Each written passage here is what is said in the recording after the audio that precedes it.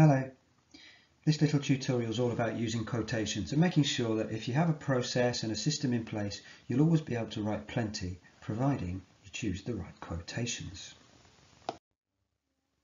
So the first thing you need to think about is which quotation to choose. Sometimes you will have chosen a quotation and realised that there's simply nothing to say about it. So it's all about choosing something rich, something with plenty of meaty substance in it that you can get your teeth into. When you start writing about your quotation, you should start with the writer. In this case, I've chosen Shakespeare, but it could be anybody. You could write the poet, the writer, you could use the poet's name or the writer's name. But here you can see I've got the word Shakespeare, and then I've chosen a few words that you might use to follow it up. I've got portrays, illustrates, reveals, and so on. Please make sure that if you are going to use one of these words, you know what they mean. For example, Shakespeare provokes should be about them actually upsetting somebody or making us think, because provoke is a bit like poking someone with a stick, so you don't want to use that if it's not appropriate. The most obvious one to use might be portrays if you're talking about a person, or reveals if you're trying to help the examiner understand that you've uncovered something, that you've found something hidden. So then you need to carry on. Once you've got your writer and you're thinking about what they're up to, you need to finish your sentence. So the idea here is you think about your task. What is it that you are trying to achieve? So imagine, as you can see on the screen there, it says write about the way Shakespeare portrays Portia at different points in the play. So really your next word ought to be Portia, because that's what the topic is about. And then I've chosen two words that I want to talk about because they're relevant to the question. Always think, what am I trying to achieve? What do I need to tell the examiner to make sure I get marks to show I am doing what you asked me?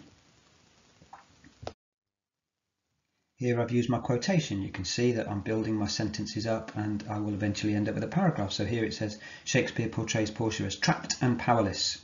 And then I'm going to use my quotation, and I'm going to use the word she because I'm talking about Portia. She describes, and here's my quotation, the will of a living daughter curbed by the will of a dead father. So here's my quotation. It's accurately quoted. That's really important if particularly I'm getting it from the extract, because all I'm doing is copying it. So here's the bit where you may struggle. You might say, I don't know how to explain it, because you've got to make sure that you're not just repeating things from either the quotation or from the point you made at the beginning. So my point was that Portia's trapped and powerless. My quotation had the words living daughter curbed by the will of a dead father. So I've got to say something different. Here, Portia tries to explain how her father's power still dominates her life, even though he is dead. And I think the key word is father's power still dominates her life. It's showing more understanding. This is me explaining what the quote means in more detail, and more importantly than that, it's answering the question. It is still focused on Portia.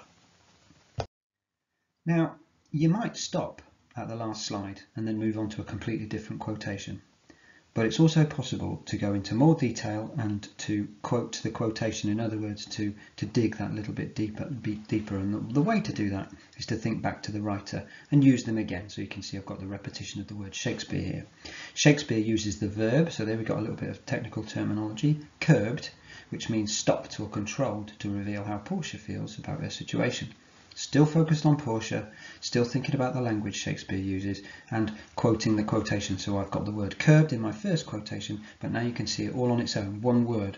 So a small bit taken out of the longer quotation and explored in more detail.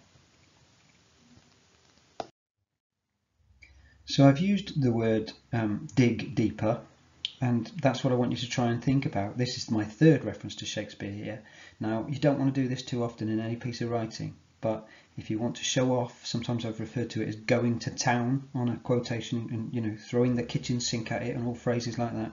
So I've got here, Shakespeare is also cleverly balancing two opposite powers around the word curbed, because before it we have the words living daughter, and after it we've got the word dead father. So it's this balance about around the verb. And finally, because this is a play and I'm talking about Shakespeare, we ought to remember the impact on the audience. But if it's a poem, if it's a piece of writing, a piece of text from a novel, you can talk about the reader. And because the reader is you and the audience is you, you can also say I or me. So our final point, this use of antithesis, because that's what it is when you balance these two opposite ideas, living daughter, dead father, this antithesis might help the audience to gain the impression that Portia is forever trapped. until she goes against her father's wishes. So this is what the audience might be thinking, and it's perfectly all right to make a stab at that. You don't have to be right. There is no right answer here. It's just what you're prepared to say about the quotation. So here we have all that put together, and you can see I've just picked out the keywords that I think are important. So you're going to choose your evidence carefully. If your quotation is rubbish, you won't be able to write anything interesting. Make sure you can write about it, and it's got some rich points in it where you could actually quote the quotation as well. Start with a writer. That way you'll always be on track for AO2, which means you're going to get some marks for language because you're talking about the writer. And then think about your task. Make sure that you're using words from the question in your point, because if you're making a point with words from the question, you're bound to be answering it, aren't you? Then use your quotation. Make sure you quote it accurately. Then you need to explain. Okay, why is your quotation useful? What is it about this quotation that answers your question? Then return to the writer. Go back to them. Quote your quotation. Pick out something smaller and try to use a piece of terminology here. What could you say about one of the words? Why is it the most important word in the quotation? Then you need to dig deeper. If you can, remember it would be perfectly all right to skip on now and start writing about a completely separate quotation. But if you can, once, maybe twice in a piece of writing, you can really show off and actually make a second point. But if you're not sure about it, you can be tentative. You can use the word perhaps or might or maybe or could. And remember, it's all about what the writer does to affect us, the audience, the reader, the me, the I. And so you need to just make a comment about what the writer has done that gives us an overall impression or a feeling or a thought. What do we learn? And if you follow these steps, you'll always write a really detailed, wonderful paragraph.